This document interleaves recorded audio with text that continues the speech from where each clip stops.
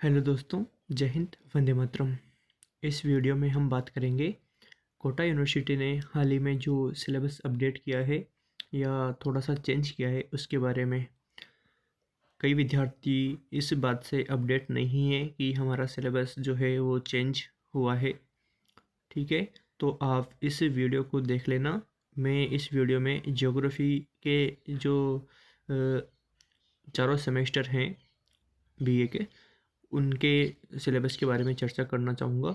ठीक है, तो आप एक बार देख लेना सिलेबस। ठीक है, कि सिलेबस में क्या क्या चीज़ें डाली गई है, अपडेट किया गया है।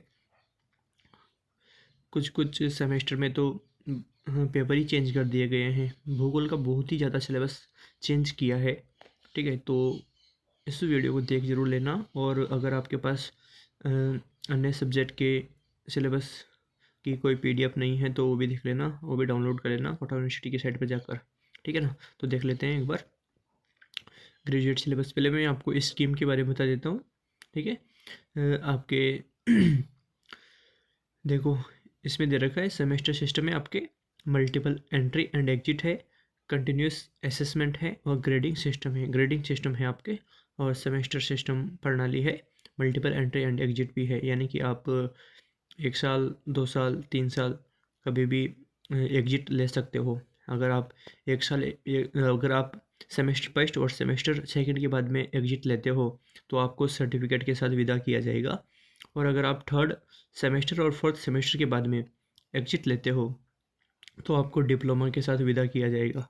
और अगर आप पाँचवें और छठे सेमेस्टर के बाद एग्जिट लेते हो तो आपको डिग्री के साथ विदा किया जाएगा। यानी कि अगर आप पूरा 3 साल कंप्लीट करते हो तो आपको डिग्री मिलेगी। ठीक है, अब हम देख लेते हैं ज्योग्राफी में जो सिस्टम क्या है रेगुलर स्टूडेंट के लिए और प्राइवेट स्टूडेंट के लिए। तो आपके जो सेमेस्टर असेसमेंट है थ्योरी टेस्ट के, उनकी जो अवधि है वो 3 आवर्स हैं। ठीक है, 70 मार्क्स का आपका पेपर होता है। ठीक है, मेन एग्जाम जो होता है वो आपका 70 मार्क्स का होता है और 3 आवर्स का होता है। इंटरनल असेसमेंट में आपके 1 घंटे का इंटरनल असेसमेंट होता है, जिसको अपन मिड टर्म टेस्ट बोलते हैं। ये आपके 30 मार्क्स का होता है। हालांकि हम मिड टर्म टेस्ट को 1 घंटे में ले लेते हैं और जो सेमिनार प्रोजेक्ट या प्रेजेंटेशन है आपका उसको अलग से ले लेते हैं। ठीक है, तो आपके जो मार्क्स है वो डिस्ट्रीब्यूट है। आपके रेगुलर स्टूडेंट के मिड टर्म टेस्ट होता है 20 मार्क्स का, सेमिनार या प्रोजेक्ट रिपोर्ट या प्रेजेंटेशन आपके 10 मार्क्स का होता है। प्राइवेट स्टूडेंट के लिए ये सीन थोड़ा सा चेंज है।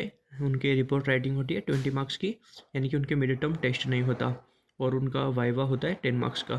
ठीक है, टोटल 30 मार्क्स का इंटरनल असेसमेंट होता है।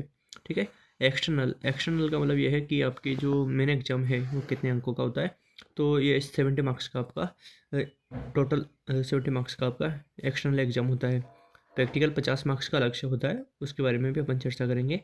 टोटल आपके 100 मार्क्स का जो है वो थ्योरेटिकल पेपर होता है आपका। ठीक है, 30 मार्क्स के इंटरनल असेसमेंट और 70 मार्क्स आपके एक्सटर्नल असेसमेंट के, और बाकी 50 अंक जो हैं आपके वो प्रैक्टिकल के हैं। ठीक है ना, अब हम सिलेबस के बारे में चर्चा कर लेते हैं। सेमेस्टर फर्स्ट में आपके इस बार जो पेपर है उस पेपर का नाम है फिजिकल ज्योग्राफी। इसके पहले इस पेपर का नाम जियोमॉर्फोलॉजी रखा गया था, क्योंकि उसमें केवल जियोमॉर्फोलॉजी का पार्ट था। अब इस बार 2025 में जो सिलेबस है उसमें पेपर का नाम चेंज करके फिजिकल जियोग्राफी किया गया है। ठीक है, पेपर आपका 3 घंटे का होगा, मैक्सिमम मार्क्स आपके 70 रहेंगे। अब जो पेपर आएगा आपके वो 2 सेक्शन में डिवाइड रहेगा। सेक्शन ए में आपके प्रत्येक यूनिट से 2 प्रश्न आएंगे, छोटे वाले, है ना। कितने प्रश्न आएंगे? 2 प्रश्न। तो टोटल आपके 5 यूनिट है तो 5 यूनिट से आपके 10 प्रश्न आएंगे, 10 प्रश्न आएंगे। ठीक है, हर प्रश्न का जो जवाब है आपको लगभग 20 शब्दों में देना होगा, और प्रत्येक प्रश्न के जो अंक हैं वो 2 हैं। ठीक है ना, तो आपका जो सेक्शन ए है वो 10 × 2 इक्वल 20 मार्क्स का है, यानी कि प्रत्येक प्रश्न आपका 2 अंकों का है, और टोटल 10 प्रश्न रहेंगे तो 20 अंक हो जाएंगे आपके सेक्शन ए के। सेक्शन बी में आपके प्रत्येक यूनिट से 2 प्रश्न रहेंगे, है ना। लेकिन आपको प्रत्येक यूनिट से केवल एक प्रश्न का चयन करते हुए उत्तर देना है, यानी कि पाँचों यूनिट से आपके दो दो प्रश्न रहेंगे, लेकिन आपको पाँचों यूनिट से केवल एक एक प्रश्न का चयन करते हुए उत्तर देना है। और उनका उत्तर आपको लगभग 400 शब्दों में देना होगा। ठीक है, प्रश्नों में उपविभाग हो सकते हैं, यानी कि डिवाइडेशन हो सकता है। ठीक है, सभी प्रश्नों के अंक समान रहेंगे, यानी कि समान का मतलब ये है कि आपके जो 5 प्रश्न रहेंगे ना जो आपको करने हैं, उनके अंक 10 अंक रहेंगे प्रत्येक प्रश्न के, यानी कि 10 × 5 बराबर 50 अंकों का आपका सेक्शन बी रहेगा। ठीक है, अब अपन देख लेते हैं आपकी जो यूनिट फर्स्ट है उसमें क्या है। यूनिट फर्स्ट में theories of origin of earth, ठीक है, यानी कि पृथ्वी की उत्पत्ति के सिद्धांत हैं आपके। लाप्लास, जीन्स, श्मिड, इनके सिद्धांत हैं। पहले अपन बिग बैंग सिद्धांत भी पढ़ते थे, जेम्स जीन्स का भी पढ़ते थे, लेकिन इस बार अपन पढ़ेंगे पृथ्वी की उत्पत्ति के सिद्धांतों में लाप्लास, जीन्स, श्मिड। ठीक है, इसके बाद में जियोलॉजिकल हिस्ट्री ऑफ अर्थ, यानी कि पृथ्वी का भूगर्भिक इतिहास। फिर हम पढ़ेंगे इंटीरियर ऑफ अर्थ, यानी कि पृथ्वी का अभ्यंतर या पृथ्वी की आंतरिक संरचना। और फिर हम पढ़ेंगे आइसोस्टेसिस, समस्थिति। ठीक है, ये यूनिट फर्स्ट में आपके। यूनिट सेकंड में आपके हैं origin of continents and ocean basin, यानी कि महाद्वीपों एवं महासागर द्रोणियों की उत्पत्ति। फिर आपके है कॉन्टिनेंटल ड्रिफ्ट थ्योरी, यानी कि महाद्वीपीय प्रवाह सिद्धांत। प्लेट टेक्टोनिक्स, यानी कि प्लेट विवर्तने की।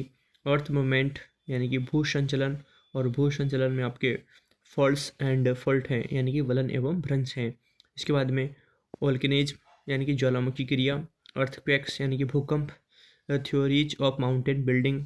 कॉबर होम्स, यानी कि पर्वत निर्माण के सिद्धांत कॉबर होम्स के दे रखे हैं आपके। यूनिट थर्ड में आपके रॉक्स, ओरिजिन एंड टाइप्स हैं, चट्टानें, उत्पत्ति एवं प्रकार हैं। ठीक है, वेदरिंग एंड इरोजन, यानी कि अपक्षय एवं अपर्दन है। Concept and cycle of erosion, यानी कि अपर्दन चक्र की संकल्पना है। ठीक है, इसके बाद में आपके है अपर्दन चक्र की संकल्पना में डेविस एंड फैंक। ठीक है, उसके बाद में आपके फ्लूवियल लैंडस्केप्स, यानी कि नदीय स्थलाकृतियाँ। एवोलियन लैंडस्केप्स, यानी कि वायु निर्मित स्थलाकृतियाँ, वातज स्थलाकृतियाँ। ठीक है, यूनिट थर्ड तक आपके जियोमॉर्फोलॉजी का पार्ट है। यूनिट फोर्थ में आपके क्लाइमेटोलॉजी का पार्ट है, जलवायु विज्ञान का पार्ट है। तो यूनिट फोर्थ में आपके स्ट्रक्चर ऑफ एटमॉस्फेयर, यानी कि वायुमंडल की संरचना। इंसुलेशन, यानी कि सूर्यताप एंड हीट बजट एवं उष्मा बजट। टेम्परेचर, तापमान। Air pressure belts and planetary winds. ठीक है, वायुदाब पेटियाँ एवं ग्रहीय पवने। इसके बाद में एयर मासेज, यानी कि वायु राशियाँ। Jet stream. प्रिसिपिटेशन, यानी कि वर्षण। ठीक है, प्रिसिपिटेशन। थ्योरीज ऑफ बर्जरॉन फिंडिसेन, यानी कि वर्षण के सिद्धांत हैं आपके बर्जरॉन और फिंडिसेन का। ठीक है, इसके बाद में टाइप्स ऑफ क्लाउड्स है, बादलों के प्रकार हैं। ठीक है, ये यूनिट फोर्थ आपकी क्लाइमेटोलॉजी की है, जलवायु विज्ञान की है। यूनिट फिफ्थ में आपके जो है वो रिलीफ ऑफ ओशन फ्लोर, यानी कि महासागरीय तली के उच्चावच। Distribution of temperature and salinity in oceanic water, यानी कि महासागरीय जल में तापमान एवं लवणता का वितरण। महासागरीय धाराएं, ओशन करंट्स, मरीन डिपॉजिट, यानी कि सागरीय निक्षेप, और ज्वार भाटा इत्यादि।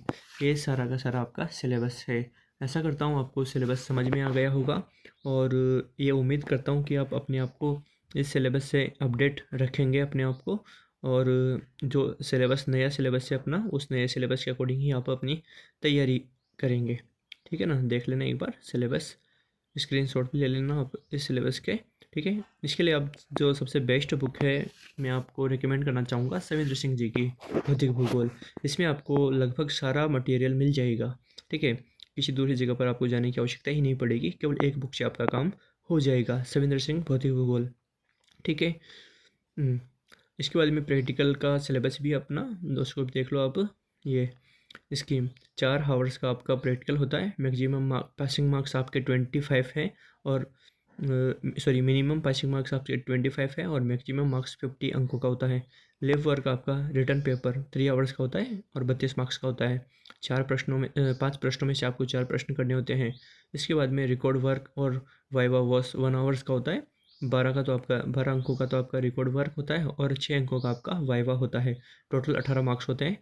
ठीक है, यानी कि टोटल कुल मिलाकर जो आपका प्रैक्टिकल वर्क है वो 32 + 18 यानी कि 50 मार्क्स का होता है।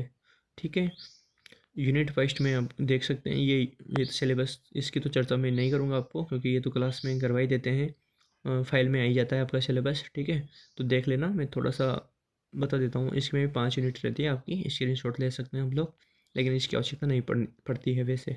ठीक है ना, ये तो अपने को प्रैक्टिकल फाइल में करना ही होता है। ठीक है ना, आशा करता हूँ आपको सिलेबस समझ में आ गया होगा और अपने आप को सिलेबस के अकॉर्डिंग अपडेट आप लोग कर ही लेंगे।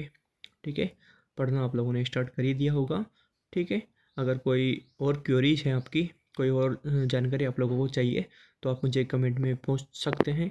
आशा करूँ, उम्मीद कर सकते हैं आप मुझसे कि मैं आपकी बातों का जवाब दूँ। ठीक है ना, तो अपने आप को इस सिलेबस के अकॉर्डिंग अपडेट कर लेना।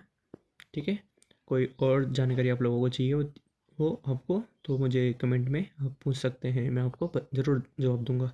ठीक है, जय हिंद, वंदे मातरम।